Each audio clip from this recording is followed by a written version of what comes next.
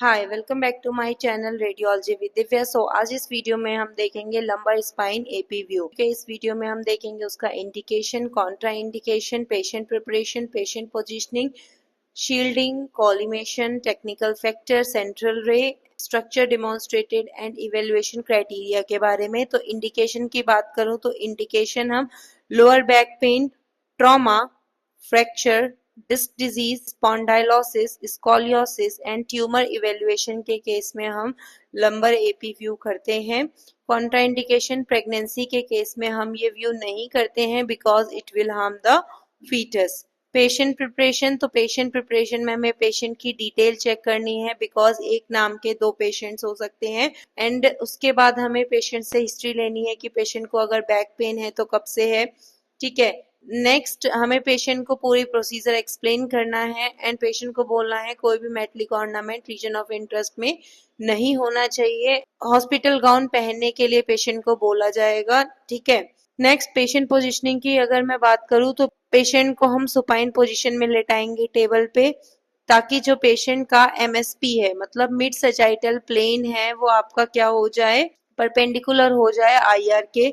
उसके बाद हम पेशेंट के हिप को और नी को आपका फ्लेक्स करवाएंगे। क्यों फ्लेक्स करवाना जरूरी है? बिकॉज जो आपका लंबर आर्च है वो रिड्यूस हो जाए कि जो हमारा एएसआईएस है that is anterior superior iliac spine जो है वो हमारा इक्वी डिस्टेंस होना चाहिए टेबल के।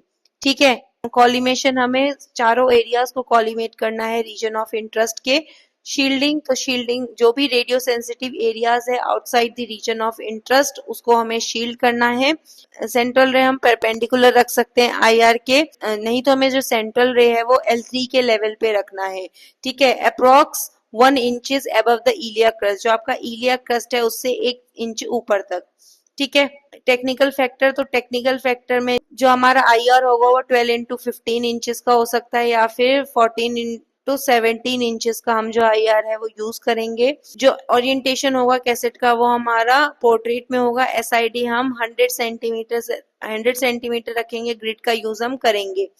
और इसमें हमें हमेशा याद रखना है कि हमें पेशेंट को बोलना है कि एक लंबी सांस छोड़ के सांस को रोकने के लिए, बिकॉज जो आपका डायफ्राम है वो L1 पे आ जाएगा। तो डायफ्राम को T12 पे लाने के लिए हमें फुल्ली एक्सपिरेशन में ये इमेज लेनी है। क्या क्या हमें इसमें स्ट्रक्चर दिखाई देंगे, तो आप इस इमेज में देख पा रहे होंगे कि हमें इसमें वर्टिब्रल बॉडी दिख रहा है, स्पाइनस प्रोसेस दिख रहा है, ट्रांसवर्स प्रोसेस दिख रहा है, सैक्रोइलियक जॉइंट दिख रहा है एंड T12 से लेके S1 रीजन हमें इंक्लूडेड दिखाई दे रहा है। इसमें कैसे पता चलेगा कि हमारी जो पोजीशनिंग है वो सही है कि नहीं है? तो सबसे पहले हमें इसमें कोई रोटेशन नहीं होनी चाहिए। स्पाइनस प्रोसेस हमारा बिल्कुल वर्टेब्रल बॉडी के सेंटर में आना चाहिए एंड आपका जो ट्रांसवर्स प्रोसेस है एंड एसआई जॉइंट है वो सिमेट्रिकल आना चाहिए। ठीक है, इमेज क्वालिटी हमें कैसे पता चलेगी कि वो सही है? तो हमें शार्प बोनी स्ट्रक्चर दिखाई देने चाहिए, आपकी जो डेंसिटी एंड कंट्रास्ट है वो अच्छी होनी चाहिए और कोई भी मोशन ब्लरनेस नहीं होनी चाहिए इमेज में। Thank you.